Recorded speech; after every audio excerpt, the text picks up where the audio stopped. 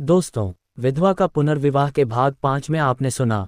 देव के पिता देव की चिता को मुखाग्नि देते हैं और थोड़े दूर में रखे हुए अपने कार के पास आ जाते हैं। देव के पिता, नताशा के पिता और प्रदीप वहीं बैठकर देव के जलते हुए चिता को देखते हुए आंसू बहाते रहते हैं। देव का शरीर धीरे धीरे पंचतत्व में विलीन होने लगता है। अब इसके आगे चलिए शुरू करते हैं एपिसोड का 6वां भाग। थोड़ी देर बाद तीनों कार में बैठकर घर आ जाते हैं। घर के अंदर से महिलाओं की रोने की आवाजें आती रहती है। वे तीनों कार से उतरकर घर के बाहर गराज में वे अपने कोविड प्रोटेक्टिव गाउन को उतार कर निरमा से अच्छी तरह धोकर गराज में एक तरफ लटका देते हैं। उसके बाद तीनों मिलकर कार के अंदर और बाहर सफाई करते हैं। देव के पिता डिक्की में रखे ऑक्सीजन सिलेंडर को देखकर भावुक हो जाते हैं, जिसे प्रदीप ने देव कुमार के बॉडी को नीचे ला देने के बाद वार्ड में जाकर सिलेंडर उठाकर डिक्की में रख दिया था।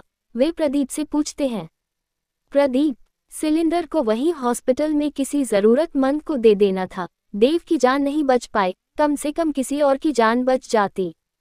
प्रदीप भी भावुकता से कहता है, हाँ पापा, मैं पहले यही सोचा था, फिर मुझे याद आया कि अभी कोरोना चल ही रहा है।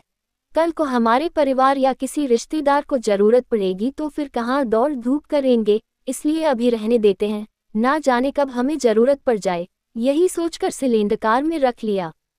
प्रदीप की बातों से नताशा के पिता और ससुर सहमत हो जाते हैं। वर्तमान में कोरोना की अवधि में ऑक्सीजन सिलेंडर एक तरह से संजीवनी बूटी जैसे हो चुकी थी। कार धो लेने के बाद वही नल में कपड़े उतार कर अंडरवियर से दो बार नहाकर घर के पिछवाड़े से एक एक करके अंदर आ जाते हैं। वे देव के पिता के कमरे में धोती, लुंगी या बरमोडा जैसे स्वच्छ कपड़े पहनकर हॉल में आकर बैठ जाते हैं।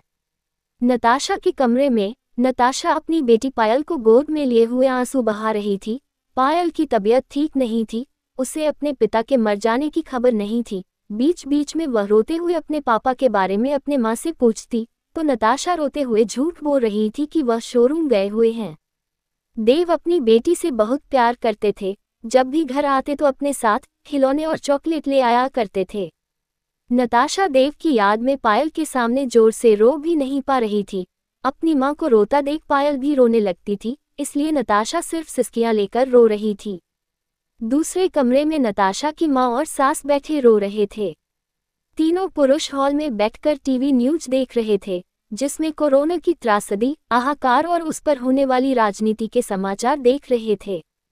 1 घंटे बाद नताशा के पिता प्रदीप से कहता है, बेटा प्रदीप, मेरी कार हॉस्पिटल में रखी हुई है, मुझे हॉस्पिटल तक पहुंचा दो। मैं कार लेकर घर जाऊंगा और अपने बेटे मुकुल को भी लेकर आ जाऊंगा, वह बेचारा अकेला घर में है।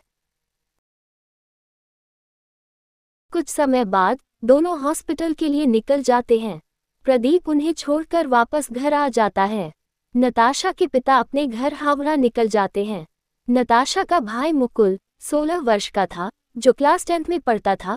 कोरोना के कारण स्कूल की छुट्टियां लगी हुई थी, पढ़ाई घर से ही ऑनलाइन हो रही थी। उनके पिता घर पहुंचकर उसे जीजा के मरने की खबर बता देते हैं। मुकुल सुनकर खूब रोता है। मुकुल अपने जीजा को बहुत चाहता था। नताशा के पिता थोड़ी देर घर में रुकने के बाद मुकुल को लेकर देव के घर आ जाते हैं। मुकुल अपनी दीदी को पकड़कर खूब रोता है। नताशा का प्यारा भाई मुकुल। देव के पिता के लिए देव कुमार की अचानक मौत उन्हें सदमे से कुछ कम नहीं थी। व्यवसाय में उन्हें प्रदीप से ज्यादा देव पर भरोसा रहता था। देव लेन देन में ईमानदार और कॉमर्स में पोस्ट ग्रेजुएट होने से अपने तीनों शोरूम में सेल्स और अकाउंट्स का काम अकेले देख लिया करता था। अब उन्हें देव के बिना व्यवसाय चला पाना मुश्किल प्रतीत हो रहा था। प्रदीप के भरोसे तीनों शोरूम को चलाना असंभव सा लगने लगा था।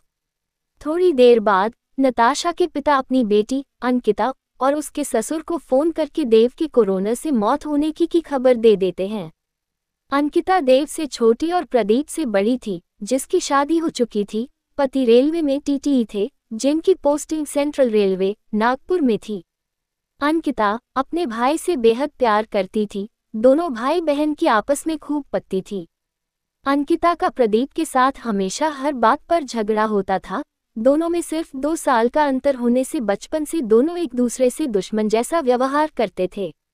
अंकिता का अपनी भाभी के साथ अच्छा व्यवहार था, अंकिता की शादी होने तक दोनों दोस्त जैसे ही रहा करते थे। नताशा 3 साल पहले शादी के बाद इस घर में पहली बार दुल्हन के रूप में कदम रखा था। देव नताशा से खूब प्यार करता था। शादी की शुरुआत में बिजनेस के काम के लिए देव नताशा को लेकर भारत के सभी मेट्रो और अन्य बड़े शहरों में घूम चुका था। घर के सभी लोग नताशा से प्यार करते थे। देव की माँ कभी भी नताशा के साथ एक सास की तरह पेश नहीं आई थी, उसे बहुत अच्छे से देखती थी। ससुर तो उसे दुर्गा का अवतार कहता था। नताशा के लिए देव की मौत उसकी जिंदगी में किसी तूफान से कम नहीं था। उसे लग रहा था कि अब उसकी जिंदगी अस्त व्यस्त होने वाली है। बीच बीच में उसे अपने भविष्य की चिंता सताने लगी थी, क्योंकि वह जिस समाज से आती थी उस समाज में विधवा की जिंदगी जीने से अच्छा था मौत को गले लगा लेना। इसके आगे की कहानी के लिए नए एपिसोड का इंतजार करें। अगर इस धारावाहिक के पिछले एपिसोड की कहानियों को सुनना चाहते हैं तो डिस्क्रिप्शन बॉक्स में उनके लिंक दिए गए हैं। यह एपिसोड अच्छी लगी हो तो मेरे इस चैनल को लाइक करें और इसी प्रकार के भावुक कहानियों को सुनने के लिए चैनल को सब्सक्राइब जरूर करें। धन्यवाद।